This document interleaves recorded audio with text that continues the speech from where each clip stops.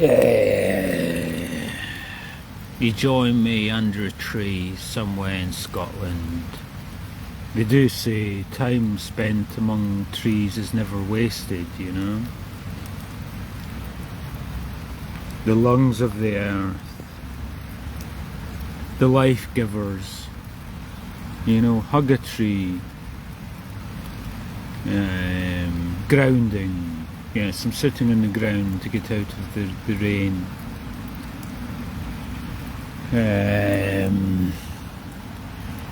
They do say that life happens to you when you're making plans, is that what it is?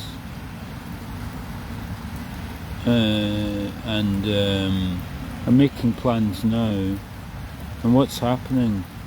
Nothing. But still,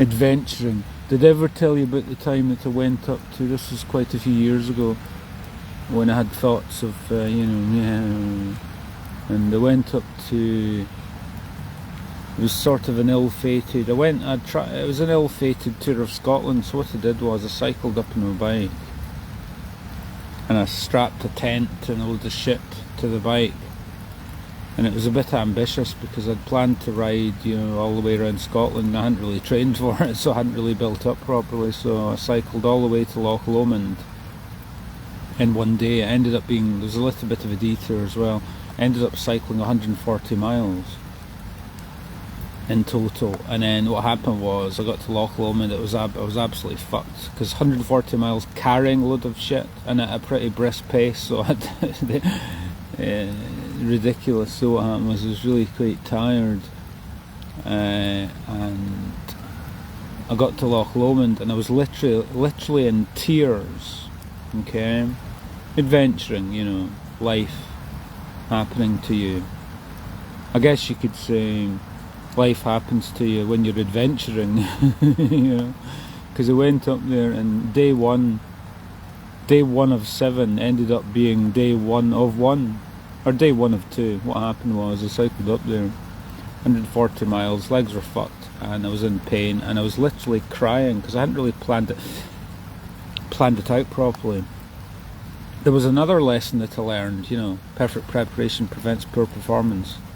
He who fails to prepare should be prepared to fail.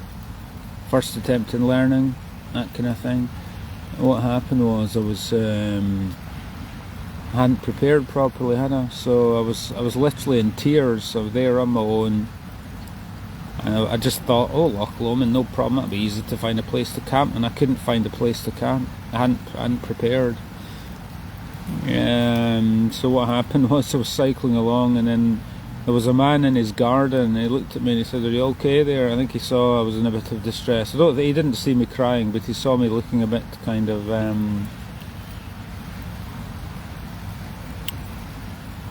stranded, and so he said, got talking to the man, and the man said, do you want to camp here in the garden, because I told him of the predicament, and he let me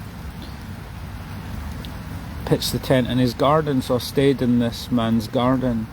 He was a retired firefighter, and his wife invited me, and they invited me in for a Radox bath because I told them what had happened, you know, and I had the most amazing bath I'd ever had, you know. It was really quite nice. And then so I stayed in the tent, got up the next day, and then they made me breakfast. I was invited into their kitchen, so you know, that was quite fun, wasn't it?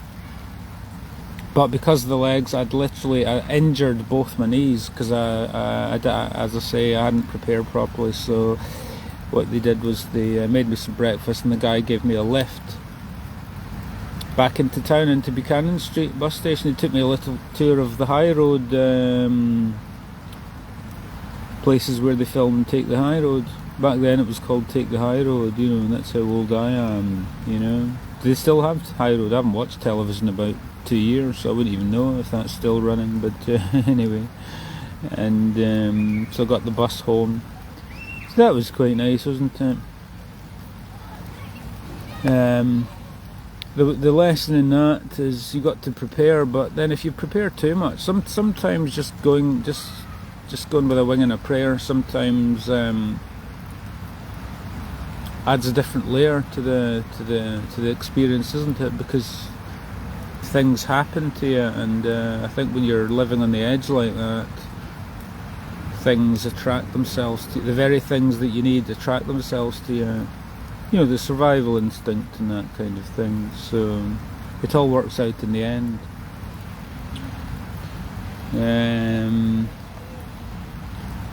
So what else?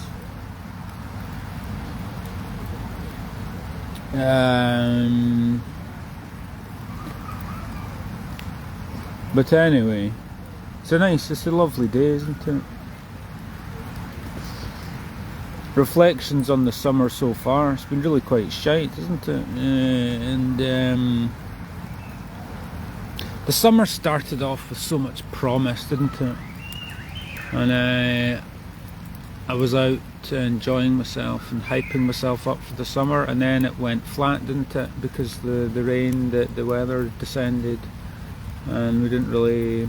So I don't think the preparation was as good as it would have been, because I was all prepared to, you know, get the pins out and get out in the sun and prepare like I'd never prepared before. But still, I still managed to. Then the depression kicked in, didn't it? And then we got back into the routine. It's an interesting thing, isn't it? The whole summer training program.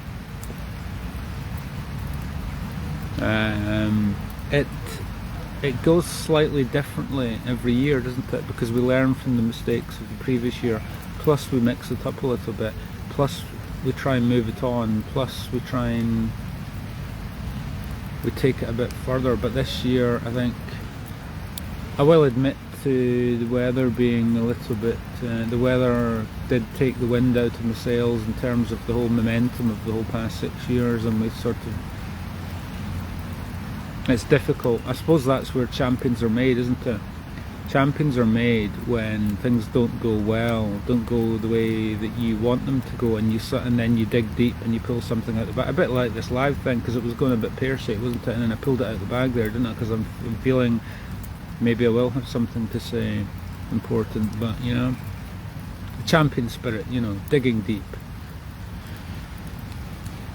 You know, and you could look, as I say, to that whole summer as being one big challenge. How are you going to regroup? Because we all know that we have the hopes for the summer and we get all excited, and then when we end up having one of the worst summers that I can ever remember, it's difficult to not let that affect you and let it affect what you're doing, you know. But as I say, the champion sees this as an opportunity. I've had to, I think in reflection, I didn't realise it was going to be so bad, so it took me about a month to get used to just how shitty it was going to be. I had to regroup, recalibrate, and you know, so as I say, the fact that the weather did descend and it hasn't turned out to be the summer, it hasn't even turned out to be reasonable summer even, that's been a bit of a kick in the teeth. And again, the champion digs deep and finds a way to find the inspiration in spite of that, because it's difficult to motivate yourself. I am a bit, I do like the hot weather, a bit like Miguel Indurain. I used to call him the lizard because he liked the sun, he liked the hot weather. I like it when it's very hot, maybe not 30 degrees, stiflingly hot, but you know, mid-20s, that's my type of ride, you know. The whole intoxication of the whole hot weather, yes, drunk and hard work, immersed in the whole invigorating experience, you know. So what we've done is we've had to rely on more indoor training, which is not a bad thing. Put the headphones in, blast the music, and do the indoor. We've mixed it up with some road rides. It's not been too bad. So reflections on the preparation for this race. We've had about 4,500 miles, and then about 5 or 6 weeks ago we took 2 weeks out, and then we came back. And remember when I was saying that it takes 6 weeks, or O'Brien was talking in his preparation for one of the big events. He said to Doug Daly, he said, give me 6 weeks and I'll get fit. That sort of inspired me, because I thought, despite the fact that I haven't prepared properly, I thought, well, if it was good enough for him, why can't I do that? So positivity, the power of positivity. So I thought, I've done 4 weeks there of ascending. I've done it quite well, quite skillfully, gradually increasing the coming back, you know. And we've had the whole, you know, build the base, 4,500 miles since December last year. That's not a bad base to, you know, so 2 weeks out wasn't that big a deal. But then we came back and we had 4 weeks, so there's about a little bit less than 2 weeks ago, so it's about 6 weeks of some pretty good training, I have to say, you know. So it's not, so if we can take it back to the perfect preparation prevents poor performance, I wouldn't call it perfect preparation, but some pretty you know, pontificating on the preparation. I think it's been as good preparation as we can expect, you know. So don't they say if it wasn't for the last minute nothing would get done? And I think this 2 weeks is really feeling like last minute, as I've said before. And you know, it's in the context of how many years, you know, when you feel like, well, maybe this is my time to do the best I've ever done. You go, well, 2 weeks does really feel like a last minute effort, and it's amazing what you can do in 2 weeks, because, you know, 2 weeks, it's amazing what you can do. I mean, we cycled up to Glasgow yesterday. We're doing a nice little 20 miler today, just toddling along, and that's not bad, does it? Keep the blood moving. So nice big long run tomorrow, and the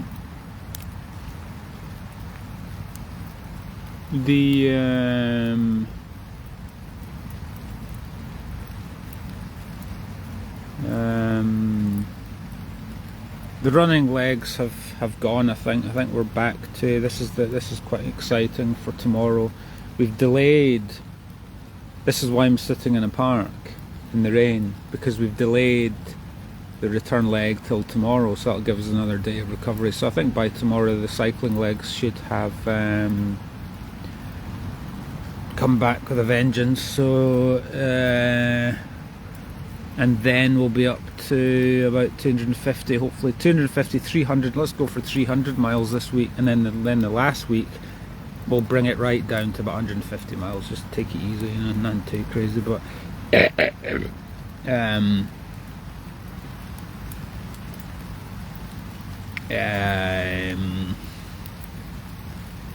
so it's nice to have the cycling legs back.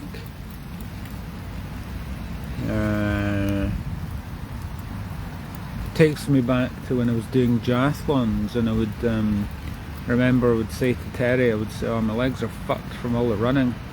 My cycling legs have gone, and he said, well, stop fucking running. And that's a good point, you know. Incidentally, I did quite well as a youth. Duathlons, I did see, when I was like, I must have been about 16. I was a 15 at the time. I entered the Annan, this is a good one, the Annan duathlon back in the day as a junior. I was only 15, and I won the first. Did I win the first junior prize for that one? I can't remember, but no, I don't think I did for that first one in it, but I put a phenomenal effort in. It was really quite nice. But if you want to be good at cycling, don't do running, you know.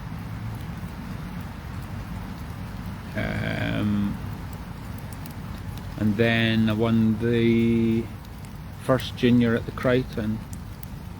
I won the first junior at the Maybe duathlon as well. So I was doing, you know, running and cycling, run, cycle, run. So I won the first junior prize at the Crichton duathlon, and then I won the first junior at the Maybe duathlon. Incidentally, back in the day, Steve Ovett came to compete in the Anand Triathlon as a retired pro athlete, obviously, and news flash, I'm here to tell everyone that's watching this, they didn't actually win that, because in the rules it said bikes must be racked, so you get disqualified if you don't rack your bike at the transition for the final run. And I witnessed it because I was coming in. I saw him and he threw his bike down, and yet he was allowed to win that. So I'm here to disqualify Steve Ovett from the Anand Triathlon. Back in the day, he didn't win it. Okay, one rule for them and one rule for everyone else, isn't it? It's like that with everything, isn't it? One rule for the celebrities, isn't it? You can do whatever they want and get away with it. There is no justice, you know. If there's any justice in the world, I would be whatever, you know.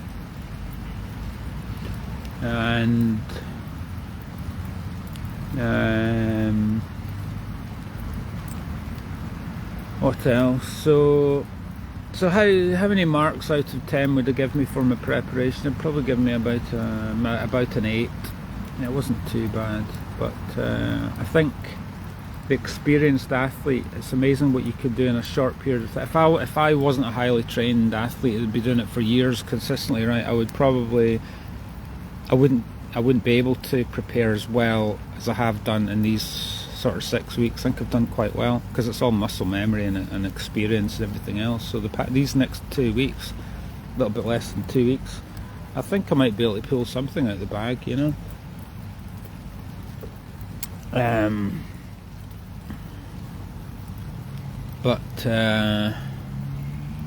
Yeah. So anyway, the big aspect, as I said before now, is the inspiration side of it, isn't it? It's the motivation, the relaxation, the excitement, the arousal. The Steve Backley, yes, talk about an era that we're actually living in. No, I'll quote an era that I because I want to, because we're masters level, aren't we? We don't quote current sports because I'm not interested in current sports. I don't care what's going on in the sports. I only care about what I'm doing. You know what I mean?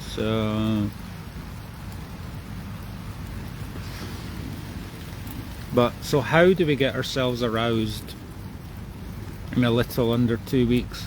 It's a little bit difficult. I think we're going to have to train indoors. I think that's one of the positive things about the indoor trainer, the indoor bike trainers, that you can insulate yourself from all the bullshit. I think, as I've said before, too much cycling in the...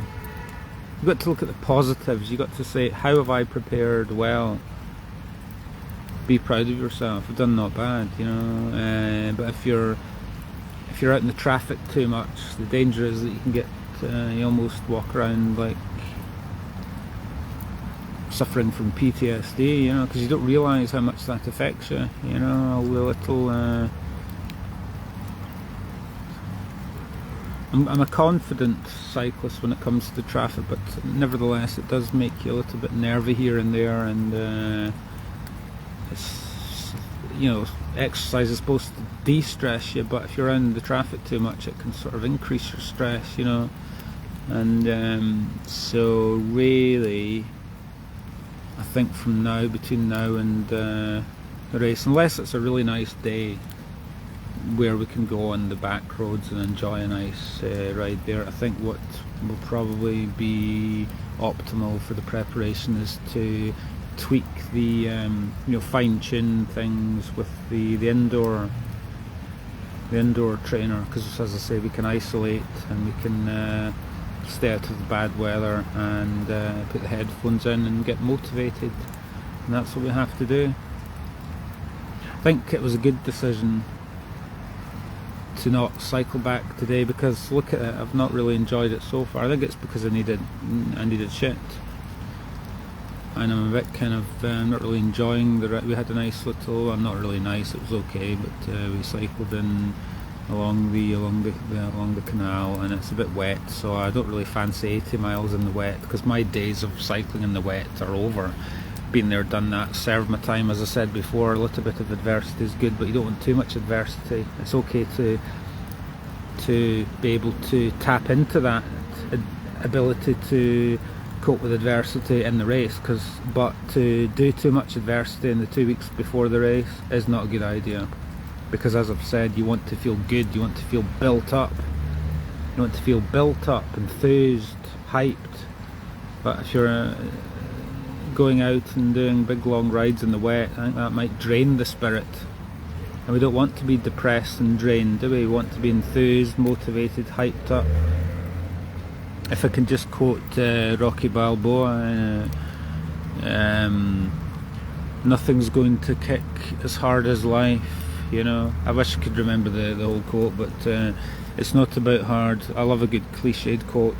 It's not about hard you get hit, it's about how hard you can get hit and keep moving forward, how much you can take and keep moving forward. That's how winning is done. So if you know what you're worth, go out and get what you're worth. You know, cowards give up, and that's not you, that kind of thing, you know. So so I think you know, it's time to claim something that's real out here. Yeah. Even if I didn't do well at the Raiders, we've still got hill climb season in September. I think I'll be in good shape for that, so that'll be not the baby prize, not at all. A lot of those hill climb things are quite prestigious, and I remember when I was down at did I ever say about remember when I did that video that got 1,500 views and never even shared it to anyone, and people were saying, oh, sensational genius, you know, because the stars aligned, and I created a nice, uplifting, beautifully motivational sporting video to give to the people of that event for a bit of entertainment and all the rest of it, right? Well, when I turned up at that event, as I said before, they all recognised me, and I turned up there and I was like, there's that guy. Made myself famous there, didn't I? Quite a funny experience, you know. People recognise there's that crazy guy that made that video. Yeah, it's nice to be known for something. It's nice to be known. Isn't the definition of happiness or contentment or something like that, is to do with doing something well, being rewarded for it, and being seen to be rewarded for it. That's the definition of, oh, it's really quite nice, you know, having pride in yourself and being appreciated for it. That's what it's about, really, isn't it? So it was nice when I went down there that I actually experienced that. You know, that felt like winning a medal. Forget winning the actual event or getting on the podium in my age category or any of that thing. Just to be your own hero, just to be your own champion is good enough, isn't it? But when I went down to the event again, was this last year? Or was it the year before? Time flies when you're having fun. The guy that won, it was another shit show, as they say. I turned up late and I had to borrow some lights. I forgot my lights, because you need lights for the event, and the guy gave me the lights on the line, and they said, oh, you're sort of disqualified because you turn up late, do you get an entry? And the guy in the line was telling me, he said, oh, why did you turn up so late? And I told him, and he said, oh, well, if you can sweet talk the timekeeper, because he's quite strict, you know, tell him that you tell him some story. But I don't like lying, you know. But I didn't bother to talk to the timekeeper afterwards, because I didn't do a very good time anyway, so what was the point? But anyway, after the event, I watched the prize giving, and I said to the guy who won the Masters category, you know, 40 to 45, I said to that guy, I said after it, I said, I was asking him a few questions. Oh, what gear did you use? And he sort of smiled at me, and I said, oh, you're my hero, you know, and he smiled back, you know, that kind of thing, you know. So, that kind of thing. If I can take it back to what I was saying earlier on, when you're adventuring and things, you know, don't be attached to the outcome. Just be attached to the feeling of what you're doing, and then the results take care of themselves. Okay, so in that situation there, I think it was good that I wasn't too attached to the outcome. I gave well, I didn't give my best, but I gave my best of myself at the socialising afterwards in the tea and cake, and I was chatting to the guy. Oh, this is another thing. Chatting to the guy, I gave him my best. I was like, well, I've travelled all the way here, I didn't do a great performance, but at least I can give the best of myself at the social thing afterwards, because it's really quite a buzz after it, isn't it? And appreciate the efforts of everyone else and the organisers and blah blah blah. And I was chatting to some guy, and it was really quite cool. He told me that the event is to be hosting the National National Hill Climb Championships this year. Isn't that exciting? And if I can, you know, reference my award-winning YouTube video that I did back in lockdown when I competed in the event, it was nice to sprinkle a little bit of magic dust on the occasion, isn't it? So I'm not saying I single-handedly made that happen, of course not, that would be ridiculous, but it was nice that I contributed something special, magical to the event that, you know, helped. How do you know? That didn't help it become, help infuse that sense of pride and magic that then made it and injected that bit of good feeling, so that they then it took it to the next level, that then made them think, well, yeah, let's apply to host the National Hill Climb Championships. So it's nice to, you know, just if I can just finish with this one, I think it's nice that if you, in conclusion, it's nice if you contribute the best of what you got, and if you're a part of something and you play your part.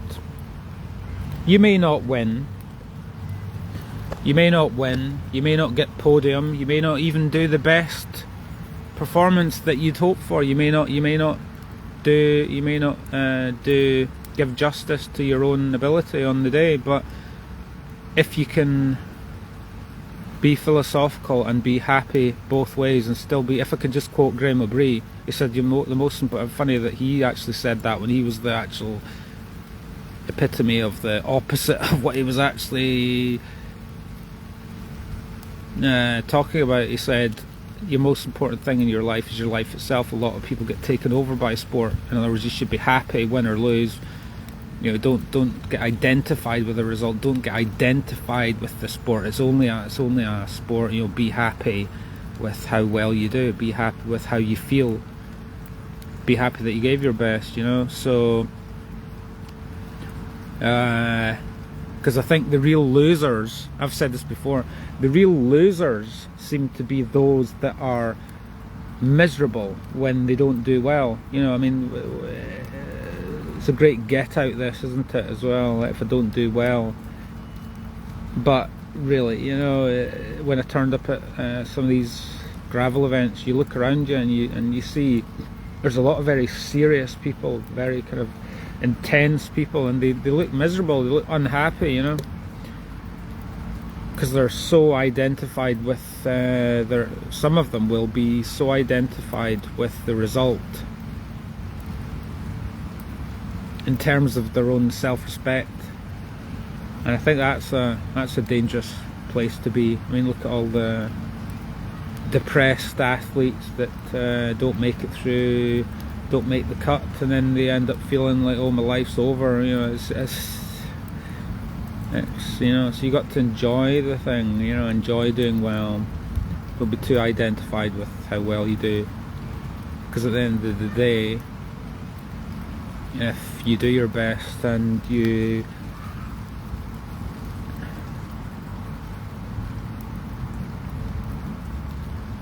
if you do your best and feel like you've ridden the race the way you want to, that is winning, isn't it, really, you know? So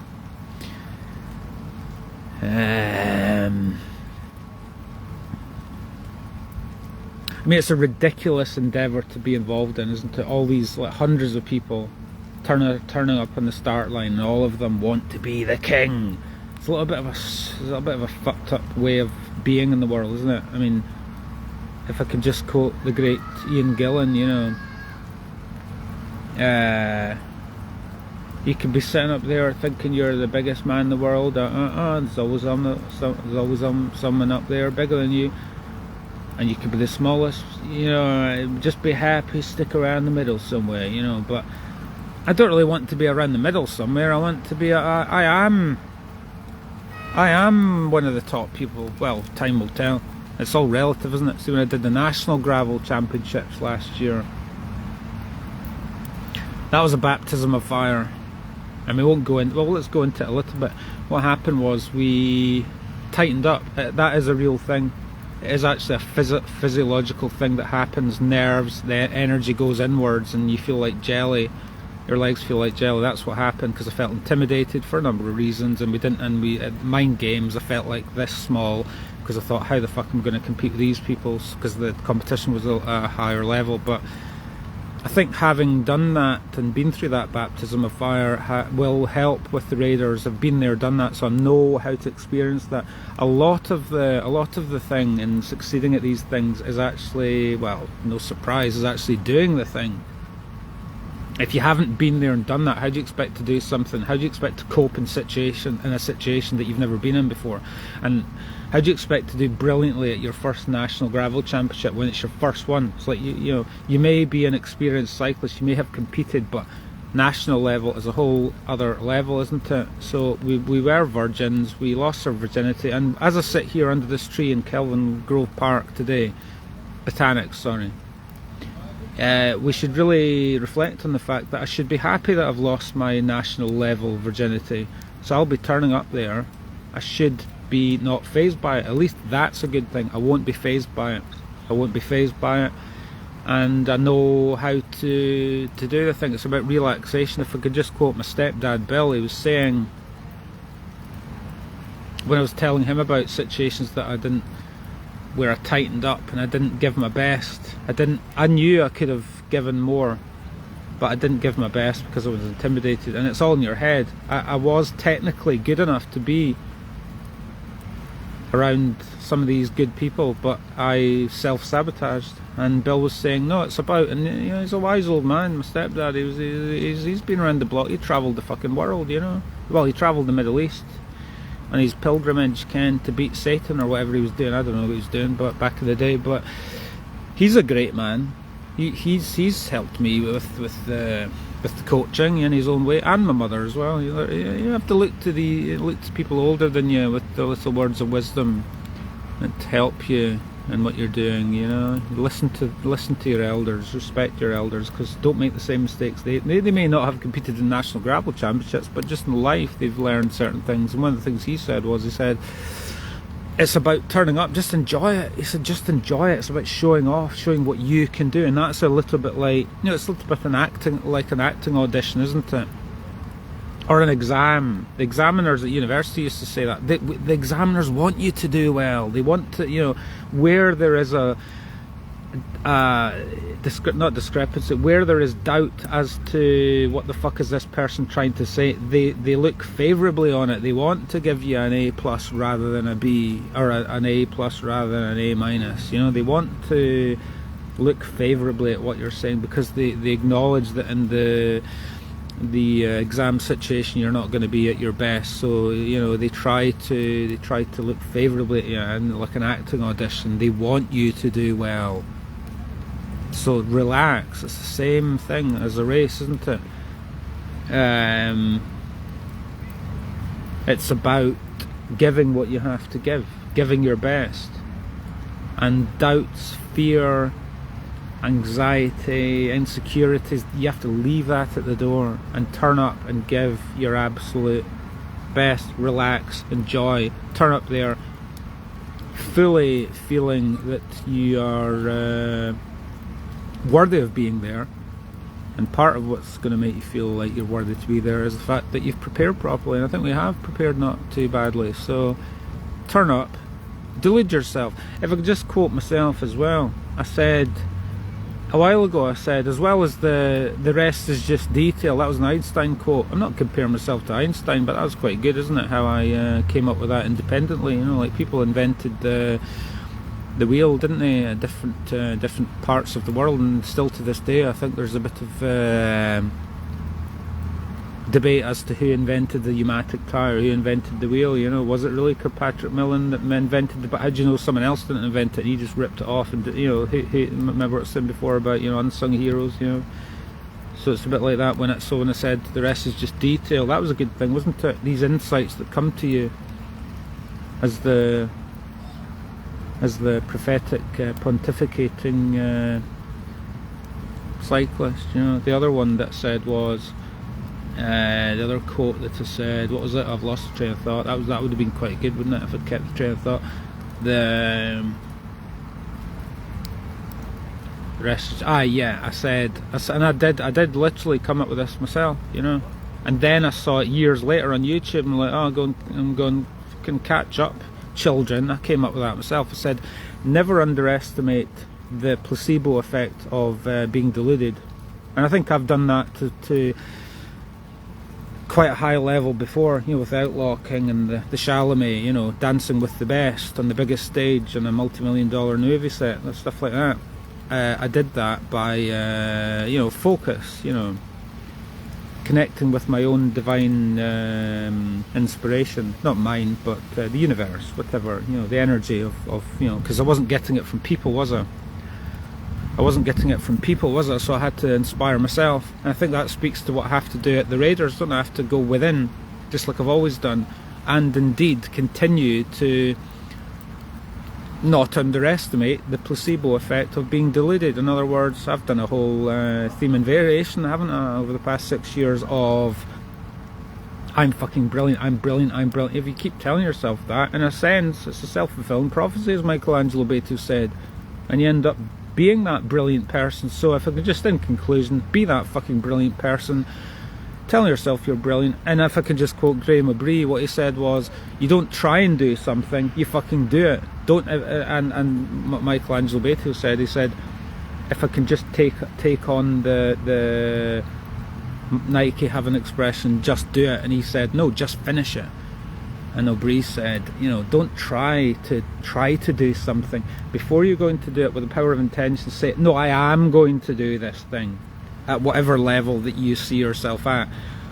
And it's only afterwards, if it doesn't happen, that you then say, oh, I tried. But don't, in the run-up to it, say, I tried. In the run-up to it, say, no, I am fucking going to do X, Y, whatever it is, you know, keep it to yourself. Don't be advertising it, because, you know, like the boxers do that, but cycling's a bit different, isn't it? The cyclists don't really quite, it's not really, it's all a bit humble, and, you know, the MMA fighters talking themselves up. But, you know, I think I've sort of, in some of my videos, I think I've challenged that paradigm, haven't I? By having that sort of, I'm fucking brilliant. You know, some people didn't really take to it, again, because they're lost in the matrix, aren't they? I think that speaks to what I have to do as well. Be a trailblazer, you know, see a new way, be a renegade, like O'Brien, you know, see a new way. When he reinvented the bicycle, lying on his back, meditating with his arms closed, and he came up with a completely new way. And one of the things he came up with was, just by meditating away and thinking, I need to see a new way, a better way, like a visionary, you know. And he said, why are my feet so far apart? Make them closer together. So that's why he got rid of the top tube, and then he invented the crouch position. The rest was history, and you know. So how can I do that on this day? How can I emulate that in my own way? Think of a way to meditate on a new way to do it, you know. It's just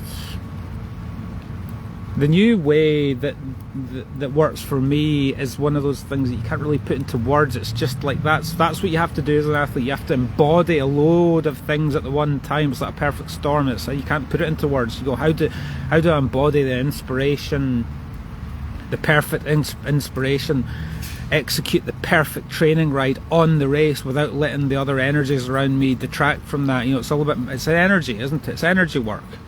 We have to manifest we have to somehow manufacture or get out of our own way, or allow the Kundalini energy to burst through us in order to, you know, which is the opposite of the jelly legs, you know, being intimidated by it, you know, and all sorts of other ineffable things that I can't really put into words in order to execute the perfect thing, you know.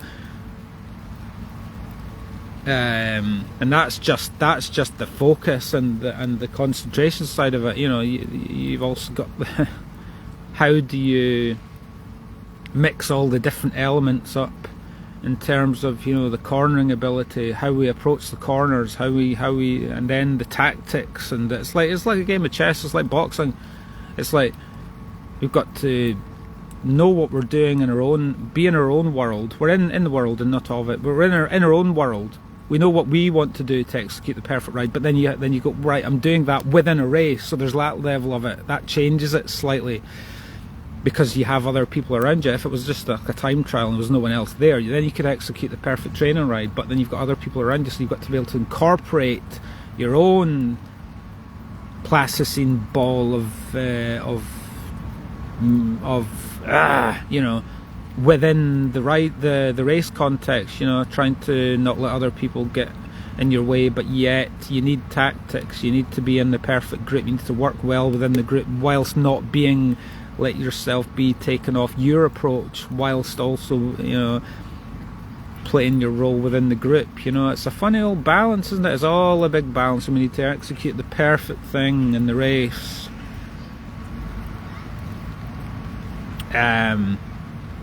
If it was easy, everyone would do it, and that's why we do it, and we'll give it a shot, you know.